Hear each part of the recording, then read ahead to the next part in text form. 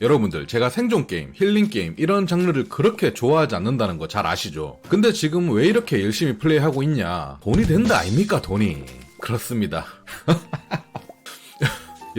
여러분들의 성원에 힘입어 광고 들어왔습니다. 끼야토! 그래서 광고 목적으로 리뷰를 해야 되니까 플레이를 열심히 해보는데 제가 선호하는 장르 아닌 것 치고는 상당히 열심히 했습니다. 이게 재밌다기보다는 중독성이 좀 좋더라고요. 원래 이런 장르의 게임을 그런 맛에 하는 건가? 근데 내가 이걸 왜 재밌게 하고 있는가 해서 생각해 봤는데 유료 광고라서 보통 이런 장르 게임 하면 처음 튜토리얼도 길고 이 세계관에 대해서 배워야 할 게 많고 농사 짓는 법이나 자원 채취하는 법 그리고 이것저것 수렵 활동 등등 알아야 될 게 많고 심지어 요즘 게임들 컨텐츠가 정말 다양하고 많단 말이에요. 그러니까 더 많이 배워야 할 게 많다는 겁니다. 거기에 컨텐츠가 많으면 뭐다? 자원 종류가 또 겁나 많다. 그걸 어떻게 또 들고 다니냐? 또 창고 만들어서 보관하고 창고 정리하는 데만 몇 시간 걸리고 그렇다 보면 또 풀타임이 질질 끌리기 시작하고 이래서 조금만 해도 지치는 편입니다. 솔직히 말하면. 물론 이 장르를 좋아하시는 분들은 그런 재미로 하시는 분이 많을 거예요. 그런 점에서 이런 장르에 입문하시거나 저 같은 사람들이 해볼 만하다고 느꼈는 게 콘텐츠 같은 것들이 다양하긴 한데 엄청 간소화, 단순하게 되어 있어요. 튜토리얼이 하나도 없고 그냥 딱 보면 바로 알 수 있게 되어 있고 쉽게 되어 있습니다. 물론 고인물들 기준 이게 오히려 단점이 될 수도 있어요. 그리고 또 하나 이건 고인물들도 좋아할 것 같은데 무게 제한, 가방 크기 제한, 무제한이에요. 자원 채취할 때 신경 써서 이거는 채집해야 되나 말아야 되나 이런 거 눈치 볼 필요 없이 그냥 눈에 보이는 거 싹 다 주워 담을 수 있어서 속이 좀 후련하달까요? 또 보통 이런 게임 하면